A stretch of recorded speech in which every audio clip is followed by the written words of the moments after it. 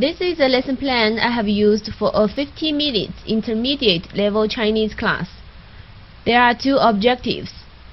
Objective 1. Students can understand the meanings of some new vocabulary introduced in Lesson 19 and will be able to use them for communication. Objective 2. Students can use 3 new grammar patterns, 既然, 因此, and 越, 越. Since this is an intermediate level class, the method I use is learning vocabulary and grammar through story reading.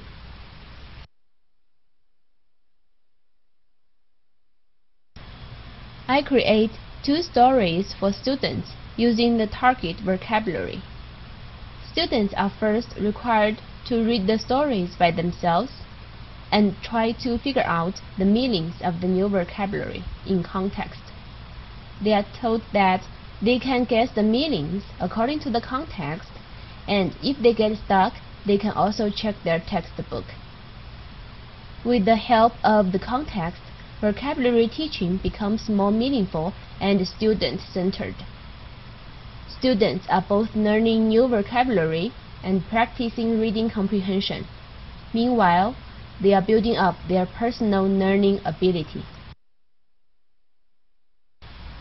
This is the first story. The words in red are our target vocabulary and grammar. I give students 2 minutes to figure out the meaning of the story. After that, the students and I read out the story together. They are told to pay attention to my pronunciation. I purposely place 既然 at the beginning, some new words that are easy to understand in the middle, and 因此 in the end. In this way, my lecture is composed of organized sections.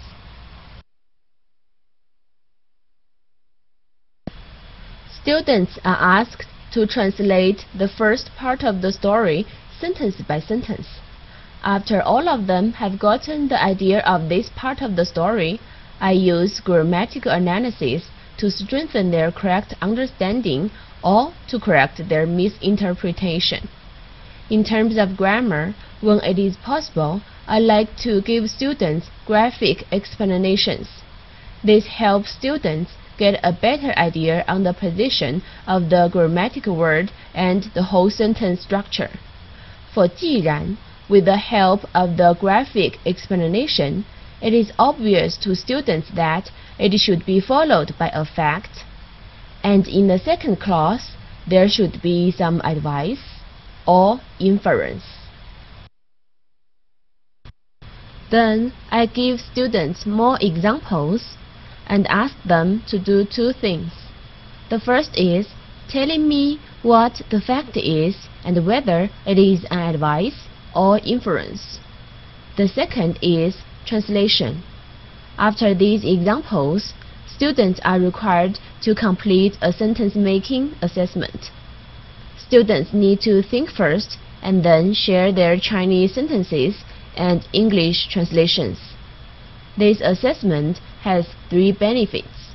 Number 1, it gives the students who have mastered the grammar more practice. Number 2, it gives the students who are not able to handle the grammar well enough more time to absorb. Number 3, it lets me know whether I should reclarify something, and if so, what I should reclarify. Altogether, I schedule 8 minutes for this section.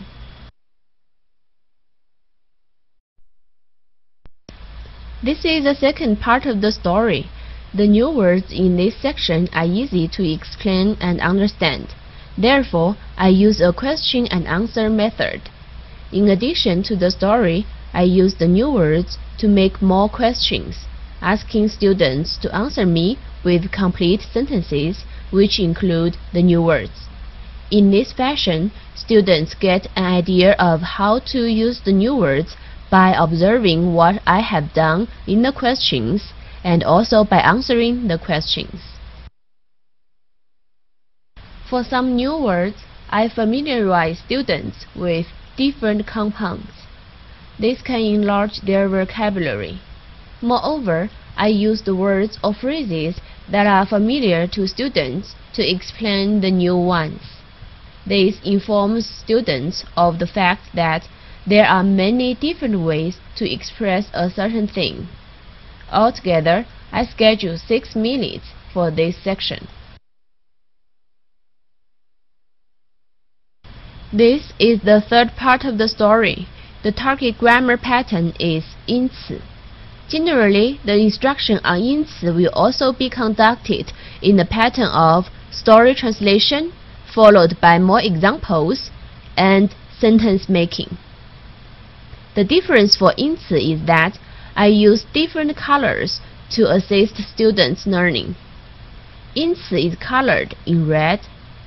因为所以 are colored in green. With the help of different colors, students are informed the difference between 因此 and 因为所以, which is, when 因此 is in a sentence, there is no need to use 因为 because 因此 means 因为这个 or 因为这样. Since 因此 already contains the meaning of 因为, therefore, if used them at the same time, it will be redundant. Here, I use 因为这个 or 因为这样 to explain the meaning of 因此. This helps students understand where the redundancy comes from. Altogether, I schedule 8 minutes for this section. Following the explanation of 因此, the first story is finished. There is the second story for the second half of the class.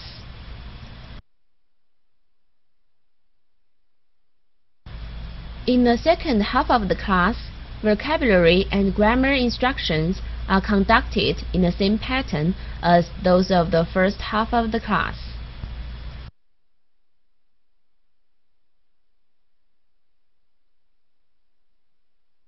I schedule 16 minutes for the second half of the class.